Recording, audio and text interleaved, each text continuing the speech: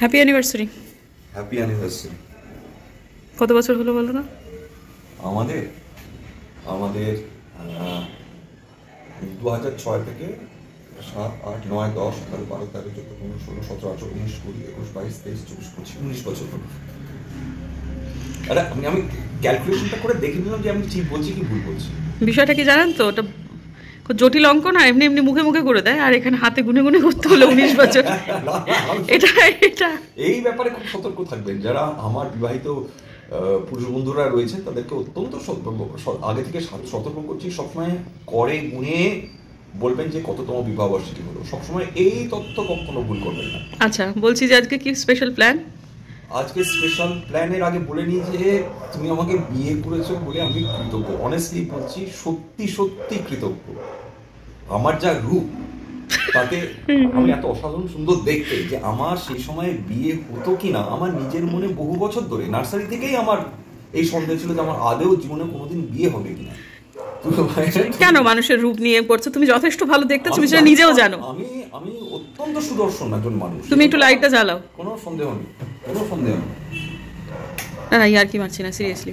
না না, আমিও ইয়ার্কি মারছি না, আমি খুব গম্ভীরভাবে খুব সিরিয়াসলি কথা বলছি। না, আমি সত্যি বলছি। আমার মাকে ধন্যবাদ, আমার বাবা অত শত বোঝেন না, আমার শাশুড়ি মাকে ধন্যবাদ, আমার শ্বশুরমশাইকে ধন্যবাদ, বাবাকে তো ডেফিনেটলি ধন্যবাদ, মানে ইয়ার্কি মারছে আর কি।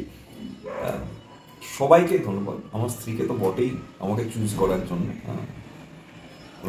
সত্যি I have lead a very charmed life. আমার খুব ভালো সময় কেটেছে এই 19টা বছর, খুব খুব ভালো কেটেছে। বাপটারম যেন আজকে সব শেষ হয়ে যাচ্ছে, আরে আগেও কাটবে। এর আগে আমরা তীব্র ঝগড়া করেছি, একটু আগে, ঘন্টাখানেক আগে। ঘন্টাখানেক? 15 মিনিট আগে? 15 মিনিট আগে প্রচন্ড ঝগড়া করেছি। মানে সে যে কি ঝগড়া, এই ধরনের ঝগড়ার জন্য কিন্তু সাধারণত পাড়ার মানুষজন মুখিয়ে থাকে যে এরকম একটা ঝগড়া আর কি, মানে খুব মানে হাই পিচের ঝগড়া। হ্যাঁ, যাই হোক, আজকে স্পেশাল কি হচ্ছে সেটা বলো। ঝগড়া তো প্রত্যেক দিনের যাপন, গায়ে কম্বল দেওয়ার মতো। স্পেশাল আমি কি করব? স্পেশাল তো তুমি করছো। হ্যাঁ, স্পেশাল আমার বউ আজকে আমাকে খাসির মাংস, ফ্রাইড রাইস খাওয়াচ্ছে পরিবারের সবাইকে। আমার বাবা সকাল থেকে খুব উদ্বিগ্ন হয়ে রয়েছেন যে রান্নাটা ঠিক কখন হবে। বারবার আমার বউকে ডেকে পাঠাচ্ছে যে ওরে রান্নাটা ঠিক কটার মধ্যে শেষ হবে।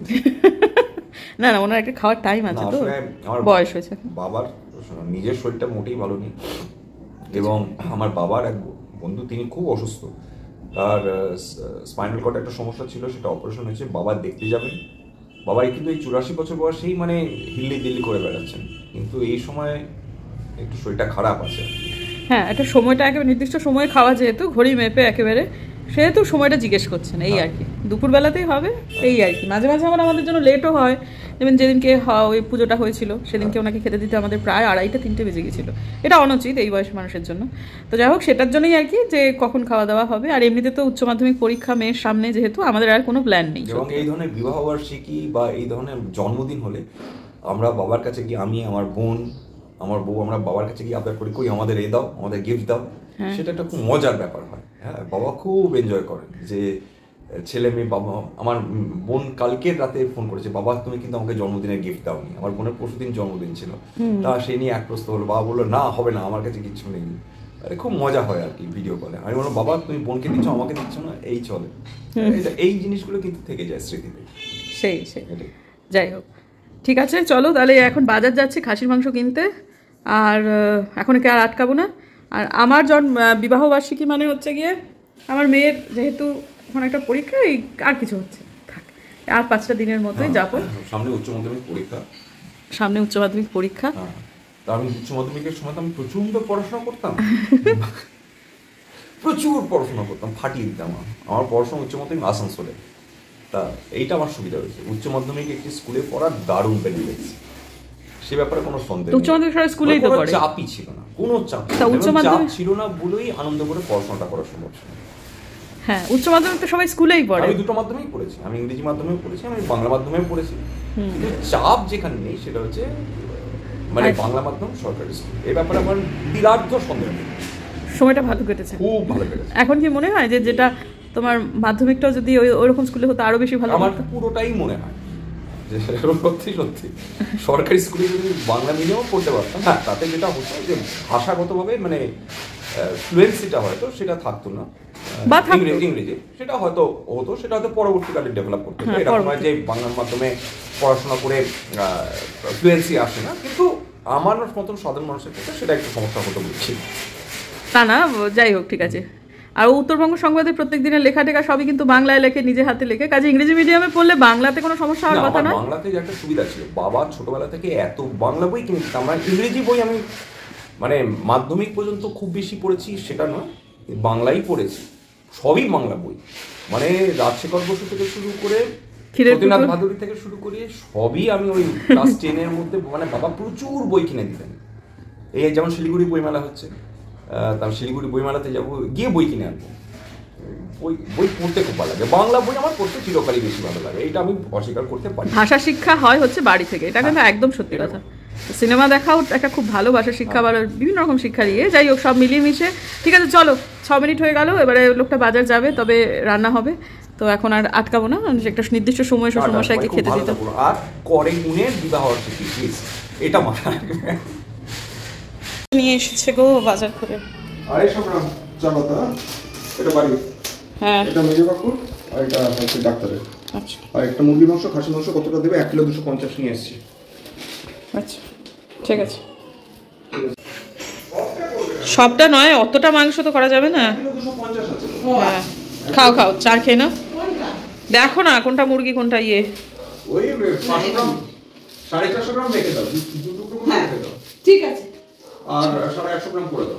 শেষের দৃশ্যটা যেটা দেখলেন তার থেকে এই সময়ের ব্যবধান হচ্ছে 45 মিনিটের, তার মধ্যেই এদের অর্ধেকের বেশি রান্নাবান্না হয়ে গেছে। অবশ্য রান্না হতোই বা কতটুকু, সামান্য একটুখানি হতো। তো এখন ব্যাপারটা হচ্ছে যে ফুল এত কমে গেছে বাগানে, তথা বারান্দা বাগানে তো হচ্ছেই না, একটা পিটুনিয়া দিয়ে তো আর সব পুজো হয় না। তো ওপরে এসেছি ওই বারান্দা বাগানের জবা গাছগুলোকে দেখতে, তো দেখতে পেলাম যে জবা গাছগুলো ভুল জায়গায় রাখা হয়েছে, যেদিকটা ছায়া পড়ছে সেদিকটাতেই রাখা হয়েছে, ওটাকে স্থানটা পরিবর্তন করে দিতে হবে। তবে এটাও ঘটনা, এখন এই জায়গাটাতে রাখা না রাখা সমান, কারণ আর সপ্তাহ 1-2 পর এমনি থেকেই সমস্ত ফুল দেওয়া বন্ধ করে দেবে। এই সময়টায় জায়গাটা বোধহয় ওই রোদের জায়গাটা আলপনাদি খালি রেখেছে, কারণ শীতের গাছ লাগাবে, তাই জন্য। এই যে জায়গাটাতে এখন আমি দাঁড়িয়ে দাঁড়িয়ে ফুল তুলছি, সেই জায়গাটাতে, কারণ শীতের গাছে আর কিছু হোক না, কিন্তু রোদ্দুরটা যদি, শীতের রোদ্দুরটাই যদি লাগে তাহলে ভালো হয়। তো এখন নিচে এলাম, হ্যাঁ আমাদের মিনামাসি যখন আপনারা দেখছিলেন তখন তো চা খাচ্ছিল, তো ফ্রাইড রাইসের ভাতটাকে, চালটাকে সেদ্ধ করে তারপর সমস্ত কুটে বেটে দিয়ে নিচে বসিয়ে দিয়ে তারপর গেছে। আর ইতিমধ্যে আলপনাদি নিচে যেটা ওই মাংসের কাটাকুটিটা করে নিয়েছে, এটা আমার শ্বশুর মশাইয়ের জন্য ভাত খানিকটা রাখা রয়েছে, উনি পুরোটা ফ্রাইড রাইস খেতে পছন্দ করেন না, আর রয়েছে হচ্ছে 4টি মাছ ভাজার পিস। তো এই আর কি আমাদের আজকে খুব সিম্পল মেনু, আর এত অল্প রান্না, বুঝতেই পারছেন 1 ঘন্টার মধ্যে সবটুকুই হয়ে গেছে। সূর্যের অবস্থান থেকে বুঝতে পারছেন তো এখন কটা বাজে, কিছুটা হয়তো অনুমান করতে পারবেন অনেকে। পূবমুখী বাড়ি, এখন বাজে 1:45 হয়ে গেছে মোটামুটি সব রান্না বান্না। বাবা এখন জব করছেন, 1টার মধ্যে খেতে দিয়ে দেওয়া যাবে, তবে রান্না তো হয়েছে মাত্র ওই কটাই, কাজে আর না হওয়ার তো কিছু নেই, আর দুজন মিলে করেছে ওই জিনিস, কাজে 1 ঘন্টায় তুই নেমে যাবি, তাই না? তো যাই হোক, আপাতত এই হচ্ছে আজকের দিনের আমাদের সিম্পল একটা খাওয়া দাওয়া। এর অতিরিক্ত এখনকার বাচ্চাগুলো না, মানে তাতে কি হয়েছে, আমার এক্সাম, তোমরা না হয় রাত্রেবেলায় গিয়ে একটু কিছু খেয়ে এসো, তুমি চুপ করে পড়াশোনাটাই করো, আমরা কি করবো আমাদের উপর ছেড়ে দাও। গেল কাল ছিল ফিজিক্স, আগামীকাল কেমিস্ট্রি, এই সময় এরকম করা যায়? হয় না, আমাদের মন থেকেই আসবে না, আসছেও না ইনফ্যাক্ট। আর 5টা সাধারণ দিনের মতোই, খালি একটুখানি খাওয়া দাওয়া, সেই তাও তেমন কিছু না। এটা হবে চিকেন, ঠিক আছে।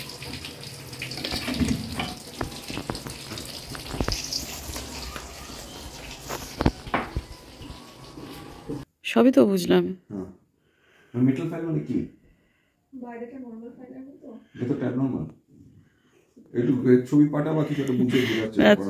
তোমার না এই জ্যাকেটটা ছোট হয়েছিল। হ্যাঁ, এটা তো তুমি পরবে, তো জাস্ট মানে ওই একবার একটু গ্যাপ হিসেবে পড়ছে, একবার ভারতীয় ভাষায় জুগাড়। হ্যাঁ বলছি যে ঠিক আছে, তো তুমি আজকে একটু, হ্যাঁ ওই এই জ্যাকেটটা দেখিয়ে দেবে, বাজার সরকারের জন্য জ্যাকেটটা দেখিয়ে দেবে, যে জ্যাকেটটা ওর, তারপর ওটা আমি পরে বেড়াবো, সবাই বলবে বড়ের জ্যাকেট পরেছিস। না না, এটা হচ্ছে এটা হচ্ছে আমার অ্যানিভার্সারি গিফট আমার হাজবেন্ডকে। ও থ্যাংক ইউ। ঠিক আছে, যাও, দেরি হয়ে যাচ্ছে। হ্যাঁ, কি অদ্ভুত ভাবে আজকাল কি তাড়াতাড়ি অন্ধকার হয়ে যায়, আমার ভালো লাগে না। অদ্ভুত না, এটা প্রকৃতির নিয়ম। সেই হ্যাঁ, শীতকালে তাড়াতাড়ি গরম হয়, তাড়াতাড়ি আলোচনা চলে যায়, আর গরমকালে দেরি করে আলো যায়, এটাই পৃথিবীর নিয়ম। আচ্ছা আচ্ছা, থ্যাংক ইউ, অনেক জ্ঞান দিলে। এবার যাও। বলুন তো, জ্যাকেটটা কি দেখতে খুব একটা খারাপ লাগছে? প্রথমে যখন কিনে এনেছিলাম তখন এই খ্যাচ করে, মাঝে মাঝে খুব রাগ ধরে আমার, জানেন তো, জিনিস কিনে দেবো, প্রথমে খ্যাচ করবে, তারপর সেটা গা থেকে নামাবে না। তো এখন যাই হোক, আমি একটু বেরোচ্ছি হচ্ছে, যাচ্ছি হচ্ছে, কালকে যদি ওদের ফ্লাইটটা ঠিকঠাক থাকে, যদি যেতে পারে, তাহলে এখন তো এই 19 বছরের পুরনো বরকে লাল গোলাপ দেওয়ার বদলে লাল রঙের একটা আপেল দিলে সে বেশি খুশি হবে। ওদের জন্য একটুখানি ফল কিনতে যাচ্ছি, যাতে করে রাস্তায় ওরা খেতে পারে। বুম্বাদা তো এদিক ওদিক কিছু খেতে চায় না আজকাল, তো ওই আর কি চিন্তা হচ্ছে। আর তাছাড়া আপেলটা কিনলে আমার শ্বশুরমশাইও খুব ভালোভাবে খাবেন, সেই জন্যই। তো বেরোলাম, বেরোতে গিয়ে না এই জায়গাটাতে একটা বিচ্ছিরি ঘটনা হলো, জানেন। কতগুলো বাচ্চা ওই পাশ থেকে কোথাও একটা টিউশন পড়ে বেরিয়েছিল, বেশ অনেকগুলো বাচ্চা আর কি, স্কুলে টুলে পড়ে। তো তারা এই জায়গাটাতে বুড়ি দিয়ে একটা কুকুর পুষেছে, তাকে এত বাজেভাবে ঢিল মেরেছে, কুকুরটা আহত হয়েছে। ওরা কিন্তু কুকুরটি ঘরের ভেতরে ছিল। এখন এতগুলো বাচ্চা, তারা ওকে একটু উত্ত্যক্ত করেছে, ও একটু ঘেউ ঘেউ করেছে, এর অতিরিক্ত কিছু করেনি। মানে এখন কি বলুন তো, এই অবলা প্রাণীকে এই ঢিল মারা, এই একটা বিকৃত একটা আনন্দ, এ থেকে বাচ্চাগুলো যদি মুক্ত হয় তাহলে অনেক ভালো, জানেন তো। কিন্তু কি করা যাবে, বুড়িদি খুব রাগারাগি করছিলেন, তো তোরা কেন ওকে মারলি? আর তখন আমিও একটুখানি গলার সাথে নিলাম, সত্যিই তো, কেন মারলো, কোনো কারণ আছে কি? তো না ওকে কামড়াতে এসেছে, না কিচ্ছু, ওকে উত্ত্যক্ত করেছে, ও ঘেউ ঘেউ করেছে, তাই জন্য বড় বড় ঢিল মেরেছে, কুকুরটা আহত হয়েছে।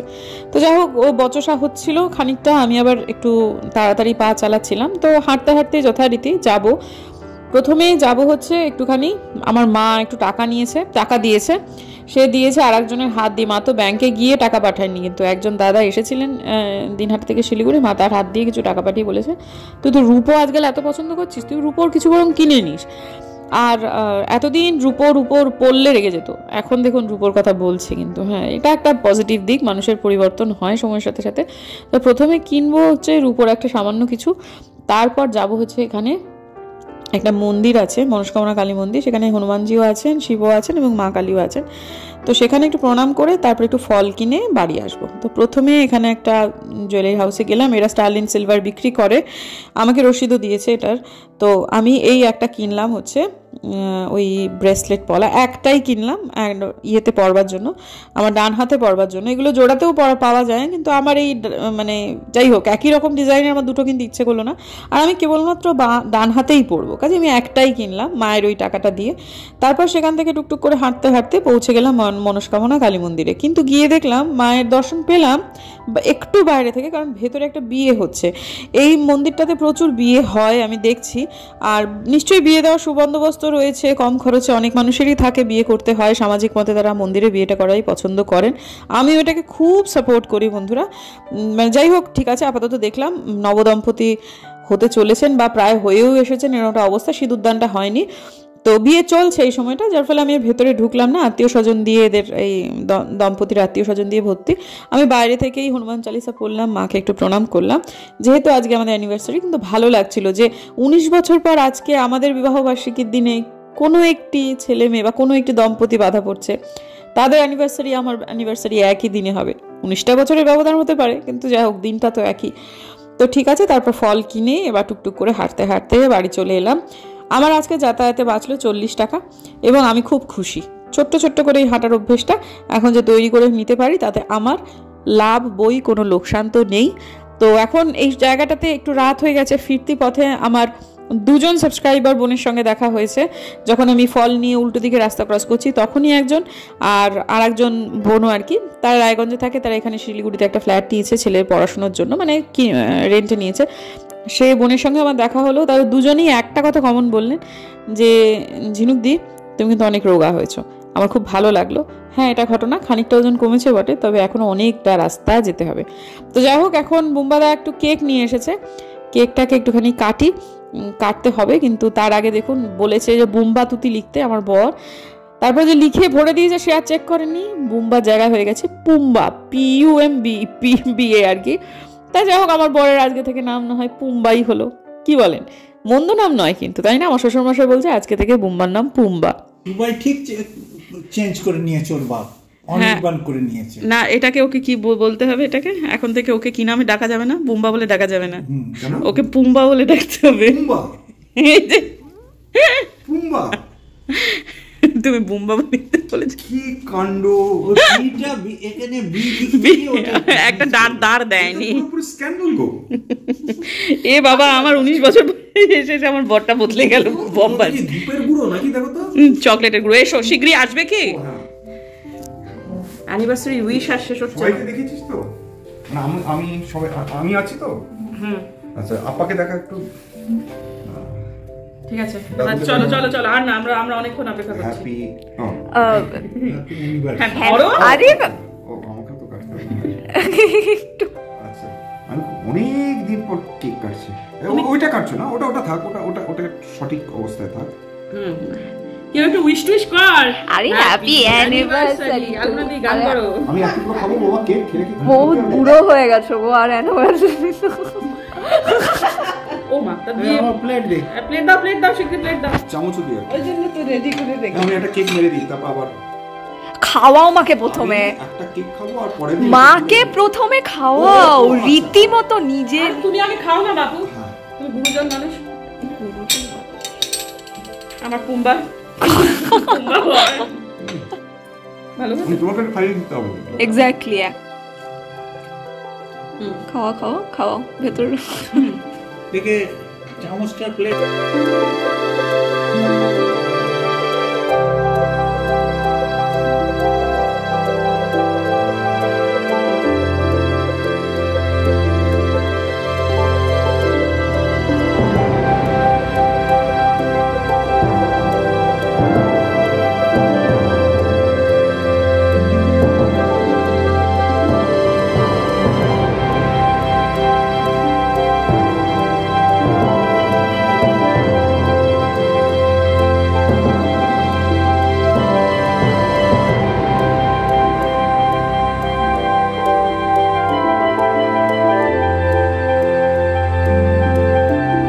ঠিক ছিল, ভালোই কাটছিল, কিন্তু ইন্ডিগো যে ফ্লাইটটা কালকে বলেছিল সেটাও ক্যান্সেল করে দিয়েছে।